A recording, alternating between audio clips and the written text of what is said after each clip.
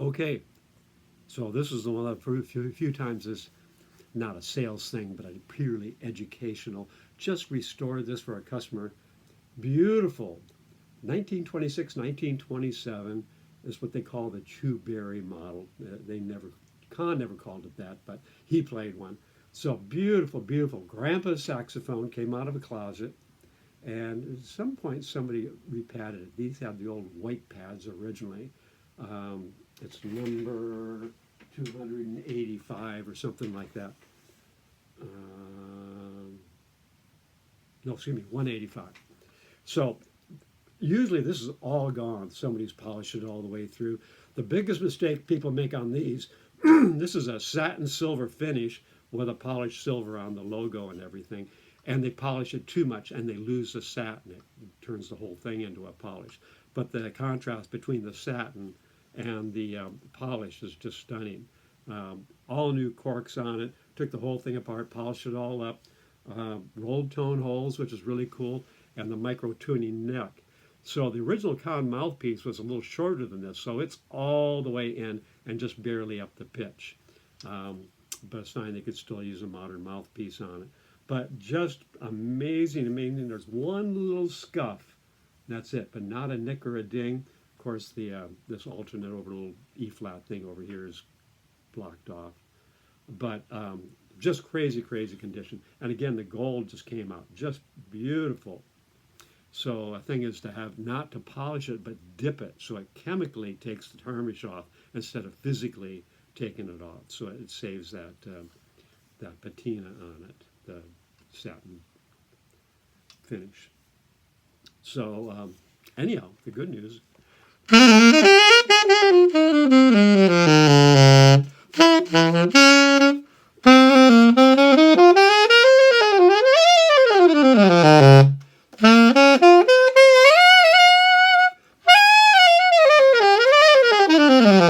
And it's very early to have a front F key, pretty rare.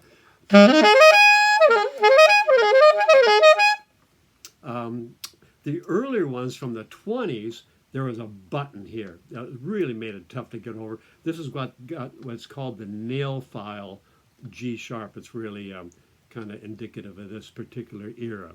And I don't know why you'd want traction on there when you're moving across it. The Busher did the same thing, but it was just nice and smooth. And again, the tunable neck is really cool. So this was really the era when they were just making just some of the finest saxophones in the world. So there it is. Let me just double check that serial number. Yeah, 184 basically, and some change. So yeah, just a nice little pearly buttons, no plastic buttons, all nice mother of pearl. And it's cool, it's got the auxiliary G sharp. So some of the saxophones you can trill from the G sharp here, and on this one you hold the G sharp and then you trill. So they go two different ways. I'm not sure which is better, but you hold the G sharp down, and it's really tough to trill with that little finger. So so they give you a trill down here with a nice strong first finger. Pretty cool.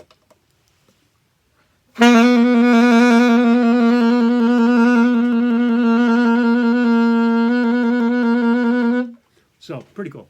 So I'm going to play a quick little thing here and kind of show this off to the customer. They're going to be stoked.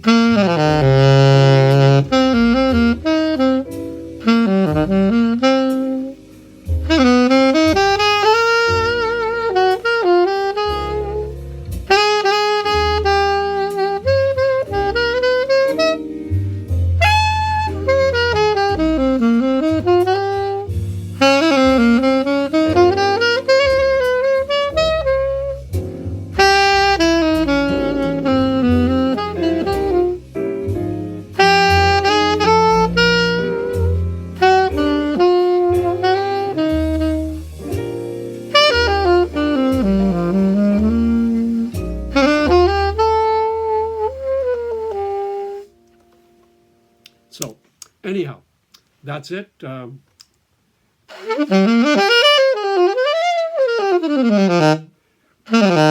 notice I don't want to get my fingerprints on. Also, when I want to do the anyhow, got a ton of gloves if anybody needs them if they're starting a mime troupe or something.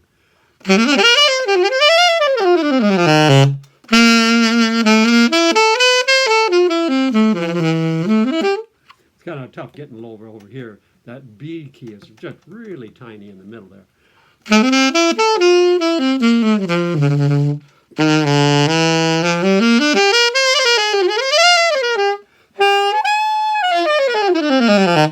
It's nice that D key actually sticks out quite a bit farther than most of these old ones.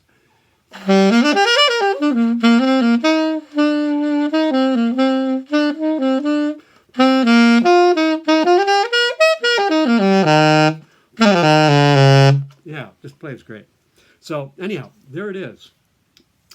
Chu Berry era,